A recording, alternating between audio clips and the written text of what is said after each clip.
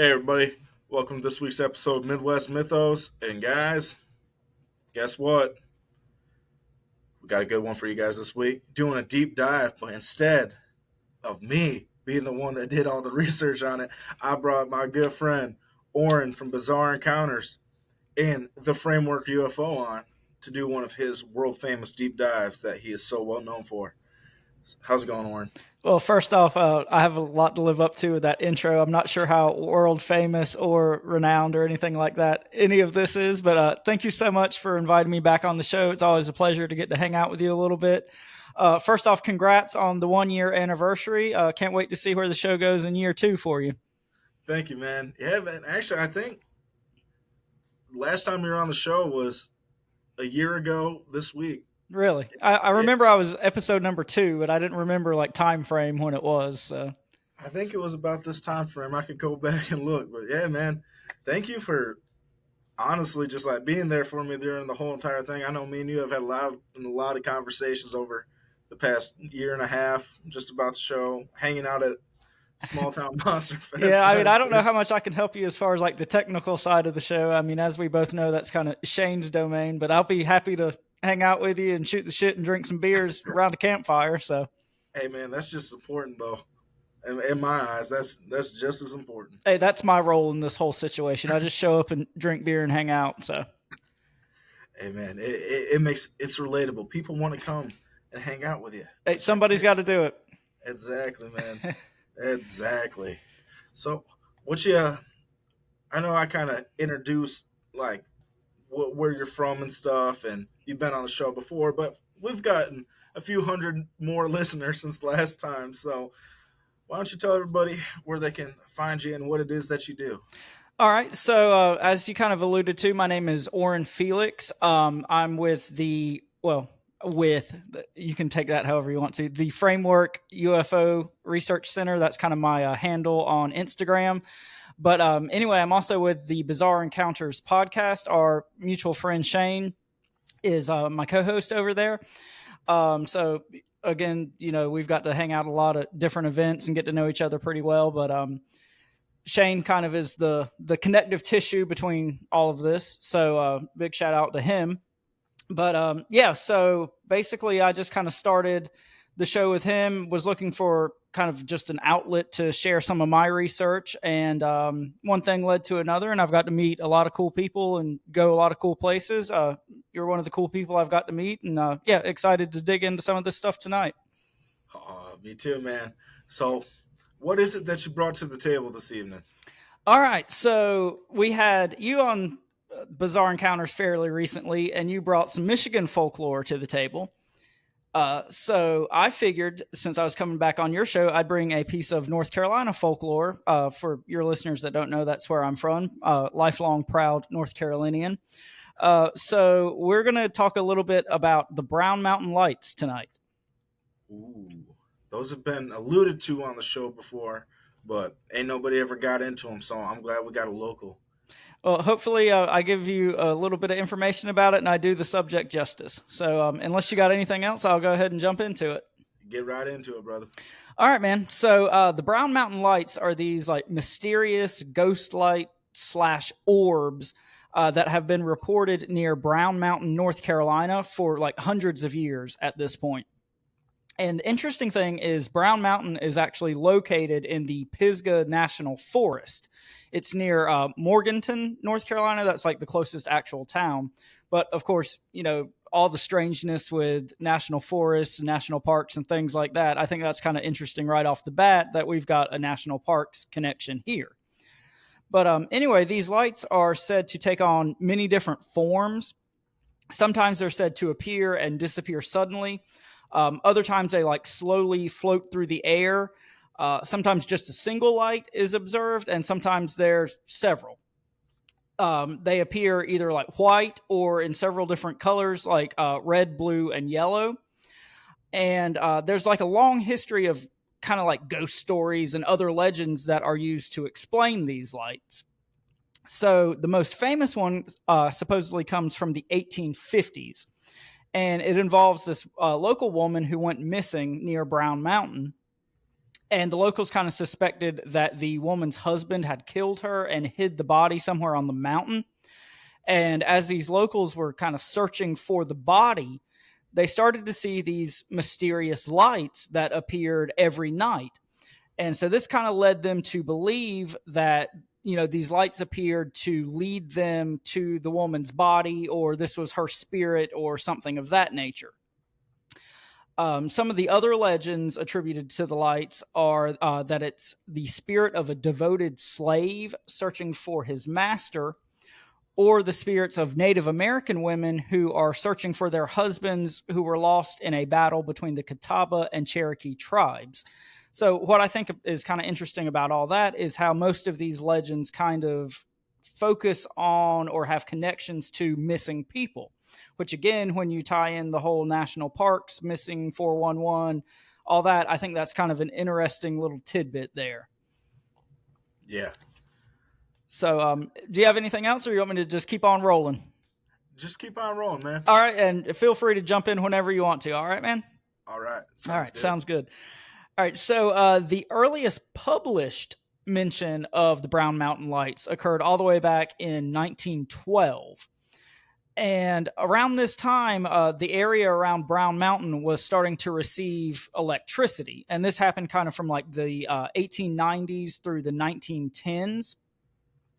And in the year 1909, Southern Railway began upgrading the headlights on their locomotives. So in theory, this meant that the headlights on the trains would be able to be seen from much further distances than they previously were. Mm-hmm. And fast forwarding to 1913, there was a woman who reported spotting mysterious red lights on the horizon. And she said she saw these every night at, quote, 7:30 p.m. and again at 10 p.m. So very routine. Every night she saw the same thing. Also in 1913, there was an employee from the United States Geological Survey, and his name was D.B. Sterrett, I believe is how it would be pronounced. It's spelled Sterret. And he was kind of sent to do an investigation of these lights. And he consulted like train schedules, and he determined that the headlights were from westbound Southern Railway locomotives. And it was just like their headlights that were being seen, and that's why people were seeing them on such regular intervals, like the 7:30 p.m. and 10 p.m. However, and this is pretty cool, I think, in 1916, there was a flood in this area, and it caused the train activity to be temporarily stopped. But there were still reports of people seeing these lights, even though the train was not operating.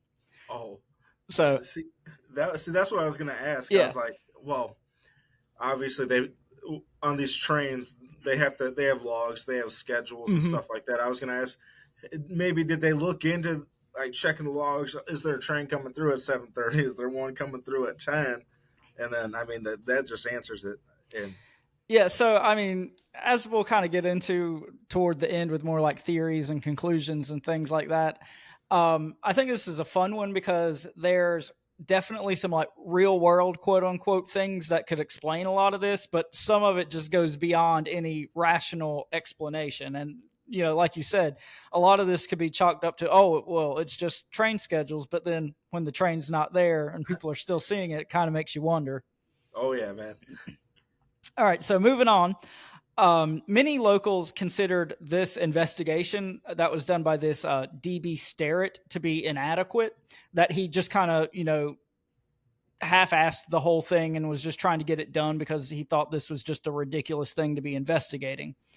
So in 1922, another scientist from the United States Geological Survey, his name was George R. Mansfield, and he was sent to conduct a second investigation. And it seems like he dug a lot deeper into kind of the folklore and the history surrounding not only the Brown Mountain Lights, but the whole area. He talked to a lot of people and studied a lot of the local legends. And he came to the conclusion that locals seem to be like largely unaware of this phenomenon until around 1910. which if we go back to what we were talking about a few minutes ago, that's around the same time that these locomotive headlights were upgraded. So anyway, he said that he observed a large number of these lights himself, but again, he determined that their location and times of appearance corresponded to train activity that was on the Southern Railway track. He also said that car headlights and brush fires could be responsible for some of the reports, which I don't put a whole lot of stock in. Like it seems just ridiculous. Like how many brush fires are there out there that people are seeing that and reporting it, consistently throughout decades, Yeah, and at the exact same times. Yeah, exactly. So, I mean, even car headlights is a little hard for me to believe because in like rural mountainous North Carolina at this time, there wouldn't be that many car headlights going back and forth either.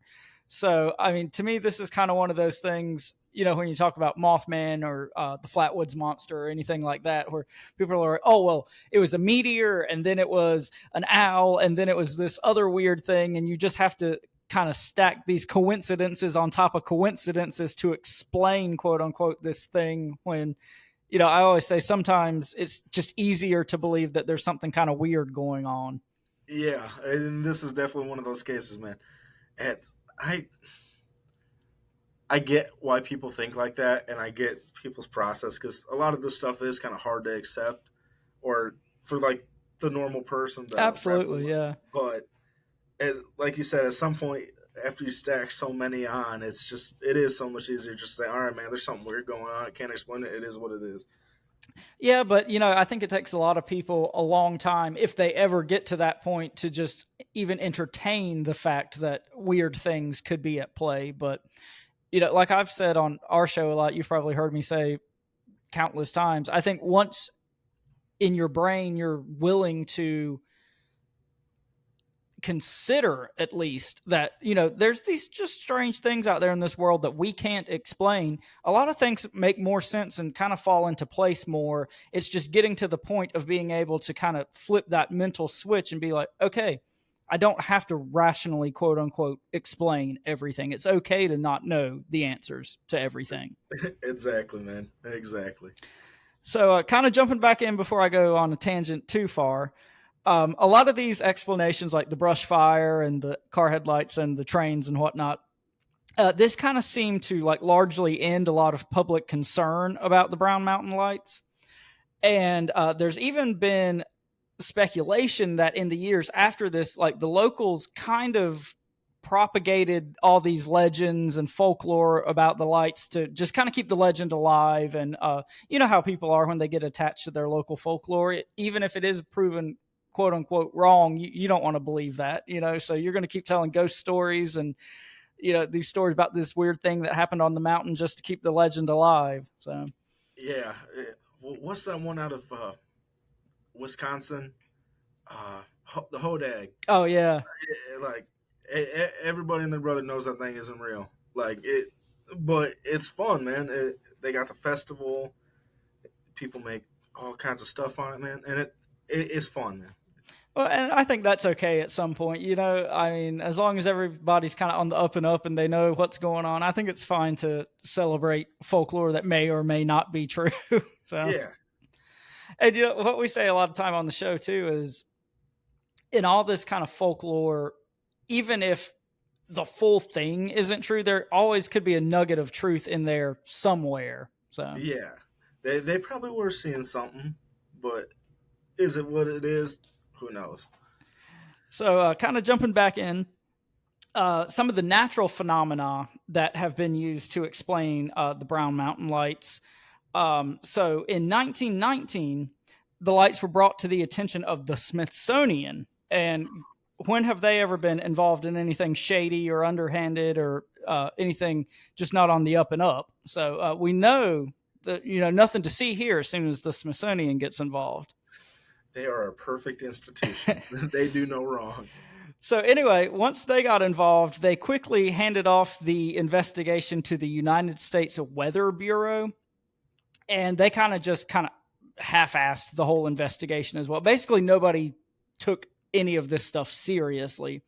And they quickly determined that the lights were the result of a natural weather phenomenon known as the Andes lights. This is named after the Andes mountain range. And according to this phenomenon, electrical discharges are sometimes formed in clouds, and it creates like these light effects. However, Brown Mountain is only like 2,600 feet in elevation, which is like barely a mountain. That's basically just like a foothill. And so people have said that while this, phenomenon is true, it's proven, people know it exists, the Brown Mountain area is not nearly high enough up for this to be the explanation for why this is going on. So I thought that was kind of interesting. Another natural phenomenon used to explain it is called the mirage theory. And this says that air currents of different densities can produce reflective surfaces that mirror light from the stars. And this is kind of widely accepted as the most feasible natural explanation. But kind of the flaw in this one, again, is these lights are seen on like cloudy or foggy nights, and they're seen, kind of going through fog and things of that nature. And if this was, some sort of natural phenomenon playing with the atmosphere, you wouldn't be able to see it during those conditions. Mm-hmm. So, yeah, you got anything else before I keep going? I feel like I've just been running off at the mouth. No, you're good, man. I like to just like listen, get through it, and then do all like the theorization and all that stuff at the end, man. All right, sounds good. I'll keep rolling then. Just jump in if you got anything to say. Sounds good. All right, so later in kind of the 20th century, this Brown Mountain Lights legend started to become influenced by the UFO phenomenon. So, like 40s, 50s, when the UFO waves were at their height, people started kind of folding the Brown Mountain Lights into that phenomenon. And there was a local man named Ralph Lale, I believe is his name. And he actually published this book supposedly like detailing extraterrestrial encounters he had on Brown Mountain. And he even claimed to have visited Venus. And he also had like this rock and like mineral store that he owned. And he claimed to have this mummified alien that he had on display in his store. So, I mean, I feel pretty safe saying that it wasn't an actual mummified alien that he had. Like, what it actually was, we don't know, but it's probably like a Fiji mermaid type situation, Yeah. The first thing that popped in my head was like that. Was it Chile or Argentina came out with like what 10 almost 10 years ago now, probably, that little, it looked like a little paper mache little alien. Yeah, it looked like a preschool project or something. Yeah. Yeah, it was probably that exact level of authenticity with this thing. But anyway, around this same time, reports began to kind of shift away from the lights appearing like way out in the distance, and they were observed like much closer up to the eyewitnesses, almost like orbs, which kind of makes me wonder, was there two different phenomena going on throughout the years? And maybe, in years past, it was something more explainable down to these natural phenomena or to, the locomotive headlights and things like that. But around the time that the alien phenomena started being popular, I wonder if something shifted there. And that's why people are seeing these orbs more nowadays than, when this story originated. But like I said, they started to be seen more close up, like orbs, and of many different sizes. And this is also when the different colors began to be reported. Before, it was kind of just more like reds and yellows, things that could theoretically be like headlights or fires or things like that. But sort of the stranger colors began being reported at this time also, which again is more consistent with orbs. So there's a couple different places in the area where you can go to kind of view the Brown Mountain Lights. The first one is the Blue Ridge Parkway at mileposts 310 and 301.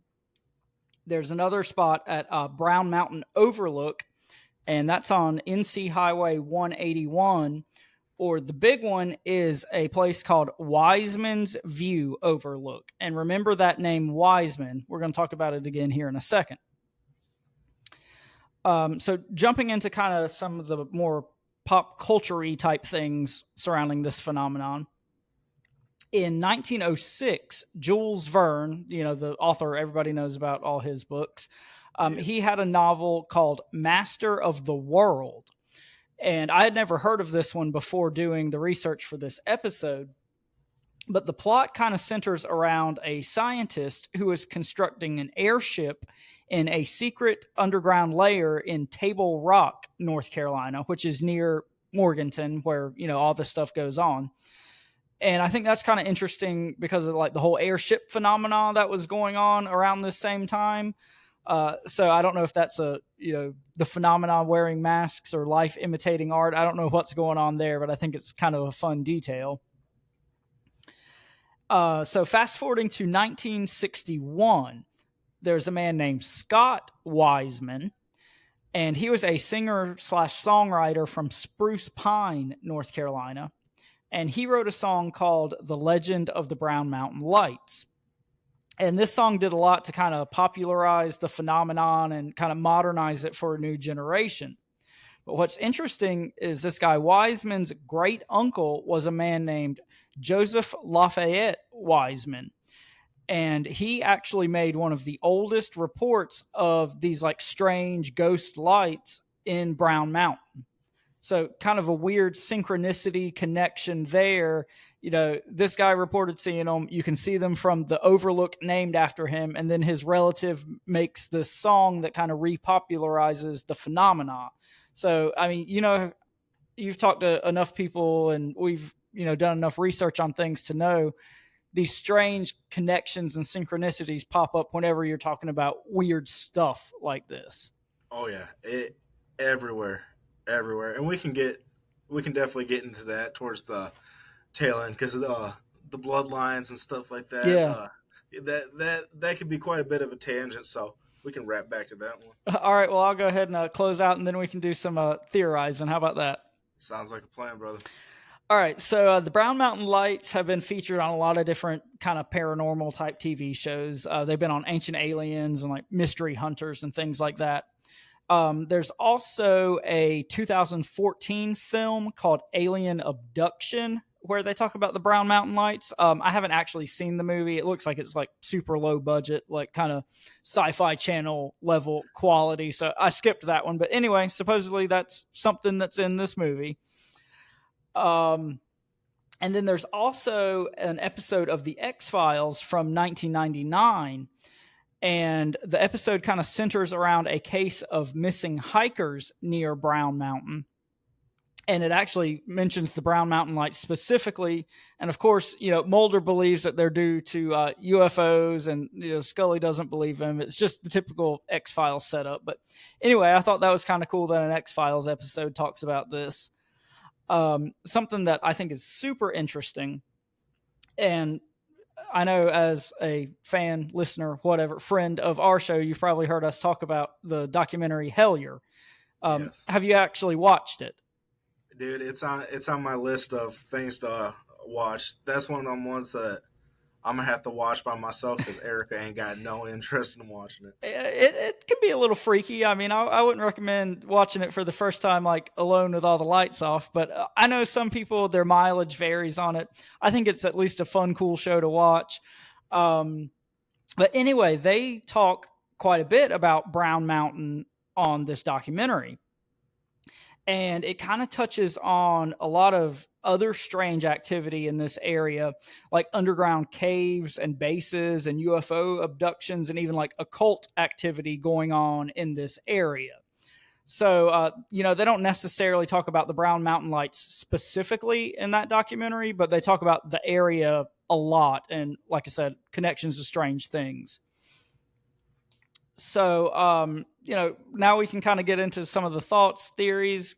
Like I said, where I kind of fall on this is I think with anything, like with the UFO phenomenon, like 90% of it is probably explainable by, misidentified natural phenomena or planes or things like that. But there's that, small percentage that's not explainable. And I think this is kind of the same way. I'm sure a lot of these reports of strange lights in this area could be chalked up to natural phenomena, to train headlights, to even brush fires. Mhm. But there's enough weird stuff surrounding this phenomena and enough weird accounts that I don't think that explains all of it. And I think you kind of have to, like I said, entertain the idea that there's something legitimately stranger going on. What that thing is, hell, I don't know, but I think it's fun to talk about, and I'd love to get some of your thoughts on it, man. Yeah, man. So the first question I have is I can't remember if you mentioned at the beginning. Is Brown Mountain part of the Appalachian Trail at all? I'm not sure if it's actually on the Appalachian Trail. I think it might be a little further east than that, but I mean, it's the same general area, you know?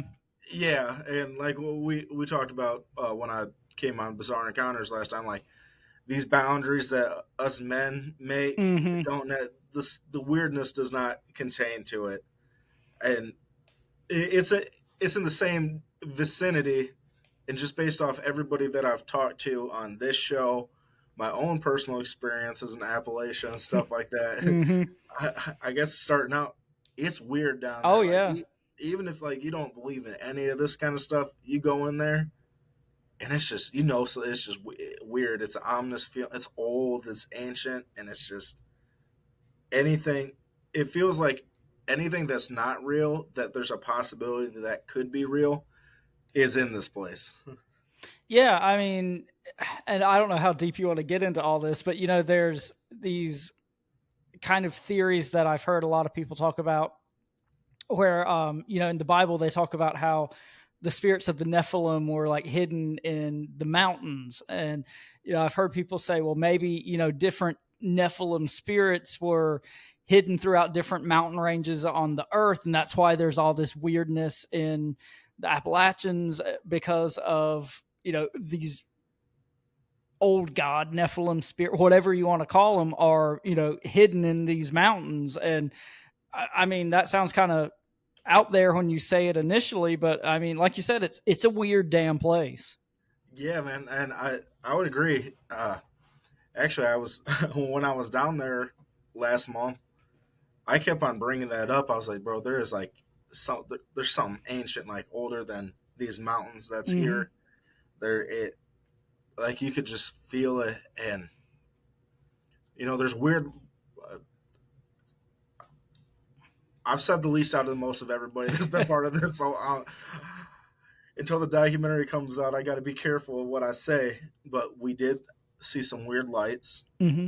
We saw some orbs, all that kind of stuff, and like there was one time I saw this light in the sky, and I was like, "Oh, that's weird." So, like, could it have been cars? I mean, we were pretty deep, but could it have been cars in the mountains? Yeah, or it's just this weird phenomena that's happening out there. I know we are quite a ways from Brown Mountain, but it.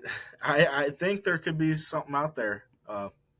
Well, and like you said, these orbs are seen throughout this whole area. The Smokies, the Appalachians, basically this whole area is a hotbed for not just orbs, but even cryptid sightings and UFO sightings and things like that.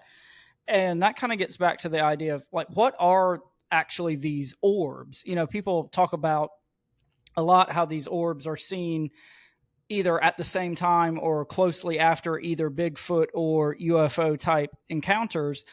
And, as rare as it would be theoretically to see just one of these things, if you see two or even three of them in the same area or at the same time or relatively close to the same time, that's mathematically impossible almost. So there has to be some sort of connection between all these things. It's just a matter of what is it? Yeah, and I know one of the things you and Shane talk about all the time is like the Mm-hmm. fairies, and all that stuff. It it would not surprise me if they're like that's what's causing a lot Oh, of these. yeah. I don't know about maybe with the Brown Mountain Lights. There's decent chance. I'm leaning more towards just like alien kind of stuff, maybe. But No, I mean, I kind of like you said, I like the whole like elemental trickster fae aspect of all this. Especially when you take into account that old European fairy folklore, they had like these fairy lights or will o' the wisps or things like that were basically orbs, and these mysterious lights were always associated with fairy activity. And another thing that's kind of interesting, I believe they actually talk about this in Hellier. You're going to have to check it out and come and I, report back to me. That's your homework. all right. But anyway, they talk about how people and locations with like Fae or anything like that in their name also have a lot of this kind of strange activity surrounding them. And if we go back to this guy who made one of the earliest reports of strange lights, his name was Joseph Lafayette, like Faye Wiseman. So kind of a strange connection there. I didn't know how deep you wanted to get or how weird you wanted to get, so I kind of left out some of the more fairy elemental connections and Dude, tricksters and all that. let's But full send it. it's definitely there. So Yeah. Have you actually? I just watched a movie on the mhm. Fae. It's kind of a spoiler by even just saying that. But have you ever watched that? It came out last year. The Watchers. Yes, that's so good. Like surprisingly good. I know it didn't get good reviews, and I almost think it's one of those movies that like to normal quote unquote people, they didn't like it, but like weirdos like us that, look into stuff like this for fun. I mean, I loved it. So I thought it was pretty accurate and stuff too, with like a lot of the folklore. My brother came down the other night and he was like, "Let's watch a movie." And I don't like horror movies or nothing like that, but I was like, it's "Let's not watch like this movie." over the top horror-y. It's almost more like an M. Night Shyamalan movie than like a horror movie, I'd say. Yeah, like a psychological thriller. Yeah. Like there's a couple scenes like if you're younger, they might scare you a little bit, but most of it's just in your head. And I was sitting there, and this is like a week after I get back from Operation Smoke, and I'm like, it's really weird. Like they didn't really go into like the orbs aspect Mm-mm. of the Fae. They did the traditional uh, Irish like tall fairies.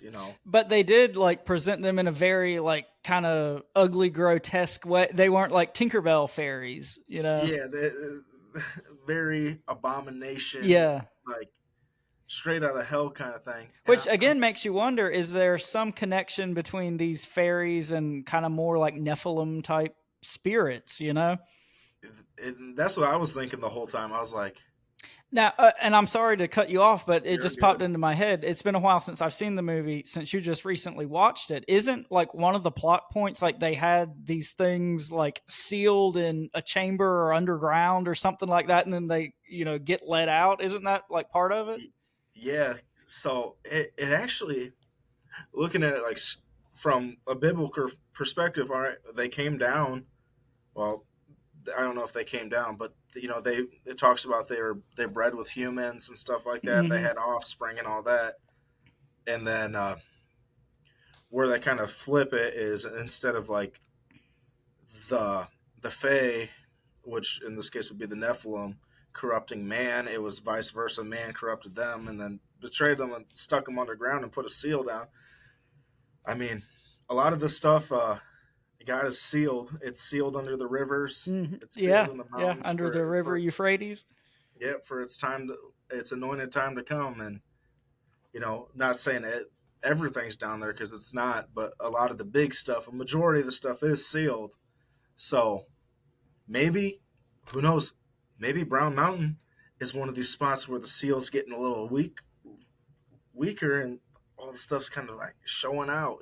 I mean, it wouldn't surprise me, as much weird stuff has been reported in this area for basically forever, but no, it does kind of make you wonder, especially since people are talking about like underground bases and things like that. And, the whole national park aspect, it makes you wonder, how much does the government really know about all this? I've been on record as saying, I think all the like UFO disclosure stuff is basically bull crap. I don't enjoy any of that. to be completely honest, obviously from my handle and all that, like I started out really, really involved in aliens. That was kind of my gateway into all this. But the whole disclosure thing has like really dampened my luster for that whole subject. But Mhm. anyway, that was a really long winded way of saying I don't think the government knows nearly as much about aliens as a lot of people would probably think. I think they know a whole lot about cryptids, and I think they know a whole lot about where they are and where they came from and why they're there.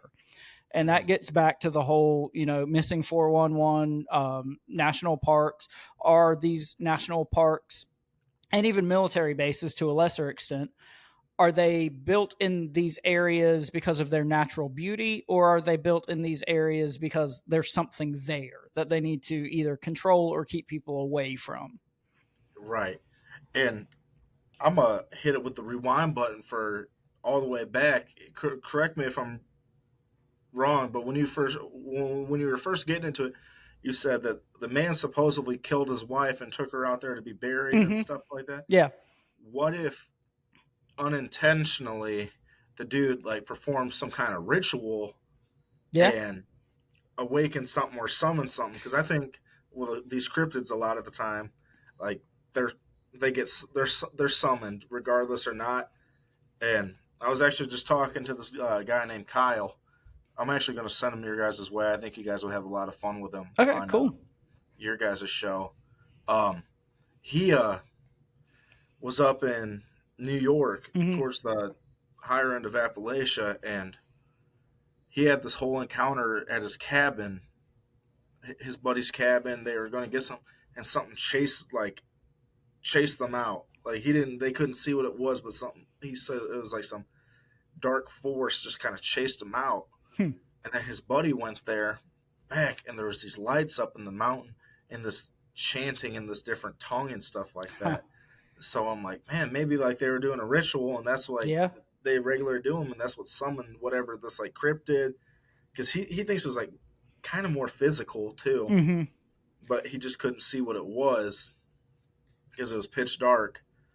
But who knows? Maybe that's what's Well, happening out kind there. of two thoughts there. Number one, again, this whole Brown Mountain area is, really known for kind of some weird occult type behavior, like people out in robes doing shit in the woods and stuff like Oh, that.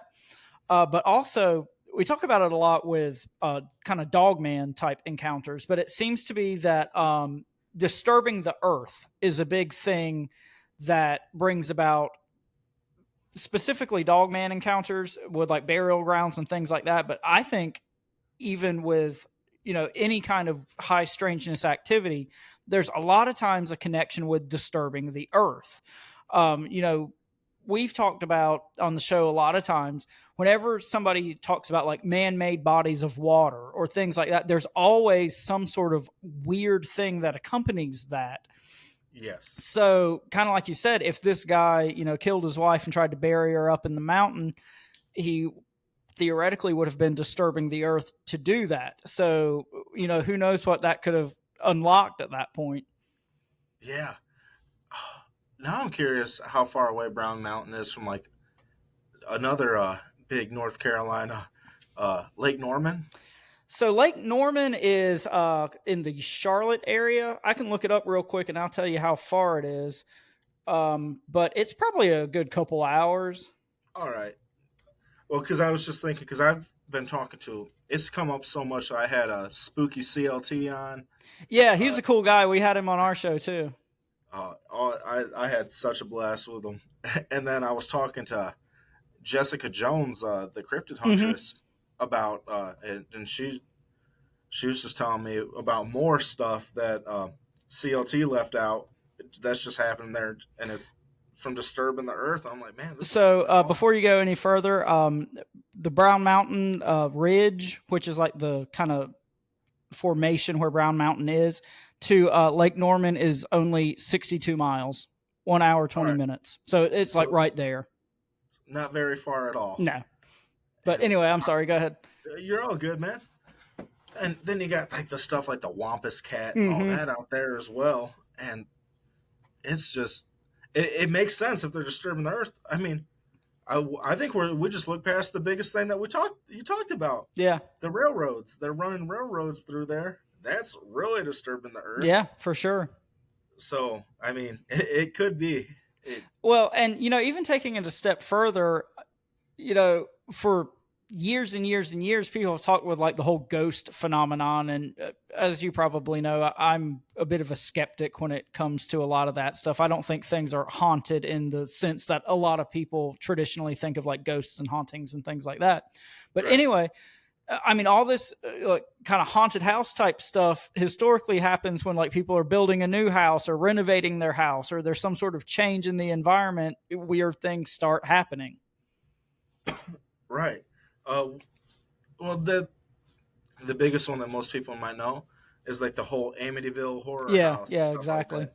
You know, it was all morgatory and stuff, and then they just started renovating, and this is when all the stuff starts happening. Uh, what else? All these old cemeteries out. That's another thing too, because I mean, these in retrospect to America, these Brown Mountain lights are pretty new. Mm-hmm. Uh, from my personal experience out in the mountains, there's just a ton of cemeteries just out there that nobody knows about. They could have ran through one that's up there, or it could have been Native American, Yeah. all poltergeist in there, built on an Indian burial ground. Well, about the cemeteries, so we talked a little bit a few minutes ago about like these man-made bodies of water and how high strangeness always seems to accompany that. I know you're probably familiar with the Land Between the Lakes, Yes. where all sorts of dogman stuff is reported. Well, that whole area that was flooded to make this, man-made body of water, they just basically flooded cemeteries and towns, and like you can still go down there under the water and see this shit today. So I mean, it's all connected. Like I don't know if it's necessarily disturbing cemeteries that does this or just the ground in general. I tend to think it's just disturbing the ground in general because, like I said, I don't think ghosts are, what a lot of people think ghosts are. But anyway, yeah, there's definitely something there. It's just it pops up too many times in too many different places for there not to be some sort of fire there. There's too much smoke. So yeah, I'm trying to think who it was. Oh, it was Small Town Monsters just came out with a documentary about the Brown Mountain Lights did they? A couple month or two ago. Okay, I'm not familiar with that. I hadn't seen it yet. I'll definitely have to check that out. You should. It's a good one. They really go into the like history of the area. Mm-hmm. And if I remember correctly, they caught him on the camera and stuff like that. But it's also one of these things that's like you can go there and you can. I mean, if you go out there enough times, you're going to see them. It's not like they're. Oh yeah, I mean, even today, I mean, it's routinely seen. And when I was originally doing the research for this episode, I was just like watching YouTube videos and stuff. And there's like this professor of physics or something like that. I can't remember now. It's been a while, but from like Appalachian State University, which is the college that's relatively close to that area. And he was on there talking about like how he had taken groups of students out there and seen them himself. So like this is a college professor, talking about this and saying it's a real documented thing that happens. I mean, this isn't like, the educational elite trying to damper down these weird subjects. This guy's like, hey, no, this is real. It's happened. I've seen it. So I think that's kind of interesting in and of itself. And like I said, when we kind of started theorizing, there's definitely something going on. It's just a matter of what is it, Mm-hmm. It's almost. I feel like the Brown Mountain Lights might like for people listening that are kind of getting new into this kind of stuff and want to go start looking for stuff. I feel like that might be like a good beginner. Like yeah, because it's not really scary, Yeah, and it's fairly safe. You said there's a lookout point, Wiseman's lookout, that you can just go out there and see them. Now, and you can go like traipsing through the woods and find places to supposedly like see them closer, but it's right off the road. You can just take your car there and pull off and on a clear night, try to get a view of them. So, like you said, yeah, this is great kind of paranormal training wheels. Yeah, it's as you just mentioned, going out in the woods and stuff like that. Mm-hmm. Man, people don't do that unless you know the area and there's a group of y'all. You'll Don't get do. missing 411. Yeah, you're either gonna get probed or you're gonna get tested on or eaten. There's no in between. No in between. Oh man. Well, do you got anything else you want to talk about on this I mean, subject? that's all the material I brought, but I mean, we can talk about anything you want to. Oh Is there man. anything else you want to just ask or talk about? Or I mean, the floor is yours, my man. I'm here for you. So, Oh man. I'm trying to think off the top of my head. Today's been a day, everybody. Uh, in well, I'm sorry advance. to hear that, and I know, like we were talking about a little off air, you've been going through a lot lately. So, for all your listeners out there, I hope they're showing you a lot of love and support. That you definitely deserve it, man. So, They are, and I got some great friends like you too, man. That have been supporting me as well. And yeah, man.